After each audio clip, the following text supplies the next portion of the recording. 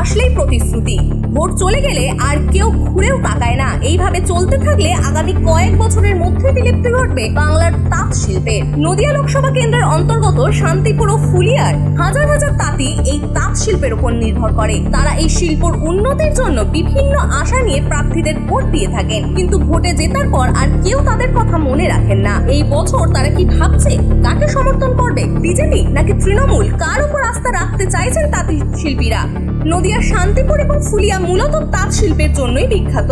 এখানে হাজার হাজার তাঁত শিল্পী এবং তার পরিবার মূলত এই শিল্পের উপরেই নির্ভর করে থাকেন। এখানে শুধু স্থানীয়রা নয়, রাজ্যের বিভিন্ন জেলা থেকে এই এলাকায় বিভিন্ন তাঁতিরা তাঁত বুনতে আসেন। তাদের একমাত্র রুজি রোজগারের জায়গা এই তাঁত শিল্প। শুধুমাত্র তাঁত শিল্পীরাই নয়, হাজার হাজার মহাজনরাও এই শিল্পের উপর নির্ভরশীল। গত 2014 লোকসভা ভোটে রানাঘাট কেন্দ্রের তৃণমূল জয়লাভ করে। সেখানে সাংসদ হয়েছিলেন ডক্টর তাপস মণ্ডল, কিন্তু 2019-এর পরবর্তী লোকসভা ভোটে তাঁত শিল্পী থেকে শুরু করে সকলেই বিজেপির উপর আস্থা রেখে জগন্নাথ সরকারকে বিপুল ভোটে জয়লাভ করেছিলেন। বহু আশায় তারা বুক বেঁধেছিলেন হয়তো কেন্দ্রীয় সরকারের তরফে তাদের জন্য আলাদা কোনো ব্যবস্থা থাকবে, কিন্তু গত 5 বছরে আবারও নিরাশ হতে শোনা গেল তাঁত শিল্পীদের। চলুন জেনে নিই তাদের মুখ থেকে তাদের বঞ্চনার কথা।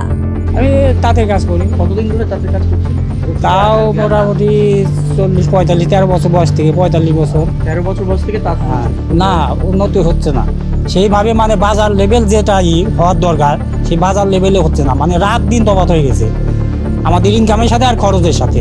কিছু বলতে এখন ধরো আমাদের রাজ্য সরকার কেন্দ্র সরকার উভয় তো এগুলো যদি না নজর দেয়, তবু রাজ্য যেটুকুনি দিচ্ছে ফ্রিতে রেশন আর ওই যে লক্ষ্মীর ভান্ডার ভাতা মাতা দিচ্ছে, যার জন্য সাময়িক কিছুটা হলেও মানুষ রক্ষা পাচ্ছে, নাইলে একেবারে শেষ হয়ে যেত। তাহলে না, তাদের কোনো এই প্রকল্প লক্ষ্মীর ভান্ডার বাদ দিন, আপনাদের তাঁত শিল্পটা বাঁচিয়ে রাখতে কোনো সরকার উদ্যোগ গ্রহণ করছে না?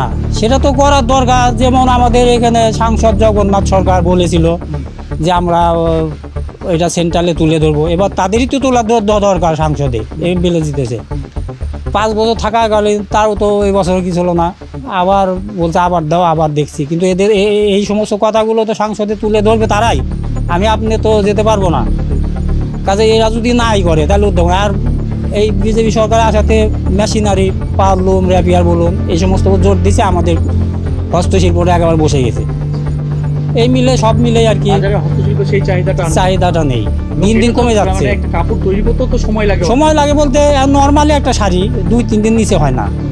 মানে মূলত আপনারা একটা শাড়ি বুনে কত টাকা ইনকাম করেন? 500 টাকা বিল করে। কদিনে শাড়ি? 2 দিন 2.5 দিনও লেগে যায় এবার বুনলে। সেখানে দিনে যদি 250-200 টাকা ইনকাম হয়, কিভাবে হচ্ছে না তো, রাত দিন তফাতে এসে গায়ে। এবার সেন্ট্রালেও ধরো সব কিছু দাম বাড়িয়ে দিছে, জিএসটি বিএসটি, গ্যাসের দাম 500 থেকে 1200, মোবাইলের খরচ আগে 10 টাকা বললেও তো এখন 250 টাকা ভরতে হয়, তারপর কে বললেও তাই, সব মানে রাত দিন তফাত হয়ে গেছে। আর এই 500 টাকা বিল আমরা আজ থেকে 10-15 বছর আগেও নিয়েছি, ওই 500, সেই 500 এখন চলছে। বরঞ্চ আর বলছে কম নিলে ভালো হয়। থাকবে না, বেশি দিন লাগবেও না, এই অল্প ওই হয়তো 2-5 বছরের মধ্যে বিলুপ্ত হয়ে যাবে। হ্যাঁ, আমরা চাইবো যাতে হস্তশিল্পটা আরও কিছুদিন চলুক, তাতে পরের প্রজন্মটা কিছুটা হলেও যাতে থাকে, টিকসই থাকে। আমার হচ্ছে 60 বছর হয়ে আসলাম। হ্যাঁ, আচ্ছা, 5 বছর আগে লোকসভা ভোট এসছে, আবার তো ভোট আসছে। হ্যাঁ, আপনাদের কি আদতে কোনো লাভ হয়েছে? না, আমাদের লাভ না, আরো ক্ষতি হচ্ছে। আচ্ছা, যত রাজনীতি দল আসছে, এই করবো ওই করবো ওই করবো, ভোটের পরে আর কাউকে দেখা পাওয়া যায় না। আর আমাদের ফুলের অবস্থা খুবই খারাপ, তাঁতের অবস্থা। রিপেয়ার টেবার আইসা পরে আমাদের তাঁতেদের কোনো ভাত নেই, দিন গেলে 100 টাকা রোজ হয় না তাঁতেদের। মানে আপনি যেই টাইমটা থেকে তাঁত শুরু করেছেন, হ্যাঁ, আর এখনকার যে পরিস্থিতি, অনেকটা কি রাত দিন তফাৎ। আচ্ছা, মানে মূল কারণটা কি এই যে তাঁতটা আস্তে আস্তে খারাপ হয়ে? এটা সরকারের জন্য। আচ্ছা, মানে কেন্দ্র সরকার রাজ্য সরকার দুজনের ভুল। আচ্ছা, এটা আমাদের হ্যান্ডলুমটা হচ্ছে মেশিনে করছে, তাঁতিরা এটা পাচ্ছে না পয়সা। তাদের এখন রোজ 100 টাকা কাজ করতেই ঘাম বেরিয়ে যাচ্ছে। নতুন কোনো প্রজন্ম তাঁতের আগ্রহ দেখাচ্ছে না, আর কোনো সরকারি দেখাচ্ছে না। তাঁত আস্তে আস্তে থাকবে না, ধ্বংস হয়ে যাবে। কি পাবো আর কি দেবে? আপনি কত বছর ধরে তাঁত বুনছেন? তাঁত বুনছি ধরেন তাও 78 সালের থেকে তাঁত বুনি। শাড়ির জন্য তো কোনো লোক নেই যে উন্নত করবে কিছু, সেই ধরনের লোক কই। দেখুন, রাজ্যের প্রশাসন সম্পূর্ণ রাজ্য সরকারেরই থাকে, কেন্দ্র সরকার তার প্রকল্প দেয়, কিছু প্রকল্প তাও এই তাঁতি মানুষের যেটা আইনে নেই 100% অর্থ কেন্দ্র দেয় না, 40-60 রেশিও দেয়।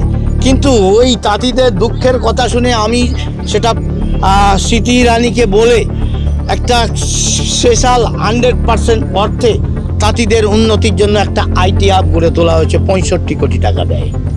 তাই সেটা ফুলিয়াতে, সেটা এখনও আনুষ্ঠানিক চালু হয়নি, কিন্তু পড়াশোনা চলছে। তা ভোটের আগেই চালু হওয়ার কথা, কমপ্লিট, ইচ্ছা করে এখানকার প্রশাসন ডিলে করিয়েছে। তাই তাঁতিদের জন্য রাজ্য সরকারের উদ্যোগ থাকা উচিত। তারা উদ্যোগ করলে তাদের 40% মার্জিন মানি দেওয়ার পয়সার ক্যাপাসিটি নেই, শুধু ভোট কেনার কৌশল আছে, ক্লাবগুলোকে দেয়, দান খয়রাতি করে ভোট কেনে। প্রকৃত তাঁতিরা নিজের পায়ে দাঁড়াক, অর্থনীতিতে মজবুত হোক, এই সরকার চায় না, তার জন্যই এদের এই অবস্থা। 65 কোটি টাকার আইটি হাবটা কি এমনি এমনি হয়ে গেল? কথা চাই না, কাজ চাই। আমি একাধিকবার যে কোনো ইস্যুতার পেতে গেলে তারও টাইম কিছু বিষয় থাকে।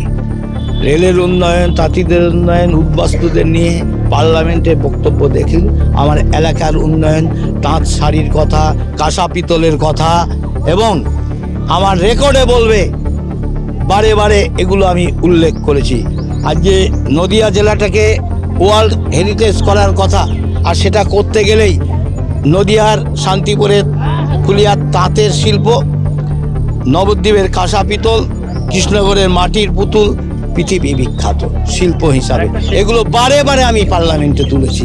যারা চোখে দেখতে পারে না তৃণমূলের লোকেরা, এরা মিথ্যাবাদী দল, আজকে চোরের দলে পরিণত। এখানে রাজ্য সরকার পরিবর্তন হলেই সরাসরি কেন্দ্র রাজ্য মিলিতভাবে তাঁতিদের উন্নয়নের জন্য আমরা পদক্ষেপ নেবই নেব।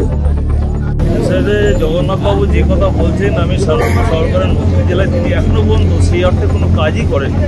আজকে মানুষকে ভোটের মুখে মানুষকে মিথ্যা কথা বলে মানুষকে বিভ্রান্ত তৈরি করা হচ্ছে, এটা অত্যধিক কাজ হচ্ছে। তিনি আজকে সম্পূর্ণ ব্যর্থ একজন সাংসদ আমি মনে করি, কারণ তিনি আজকে 5 বছর থেকে যে অর্থে তিনি কাজ করার যেটুকু সুযোগ পেয়েছিলেন সেই অর্থে সাধারণ মানুষের জন্য কোনো কাজ করেননি।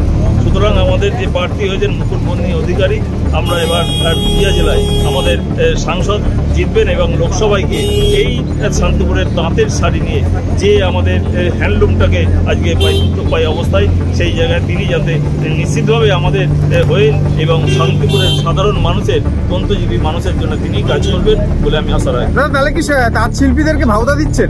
অবশ্যই তিনি আজকে সেই অর্থে কোনো সম্পূর্ণ, আমি তো বলছি একদম সম্পূর্ণ ব্যর্থ একজন সাংসদ।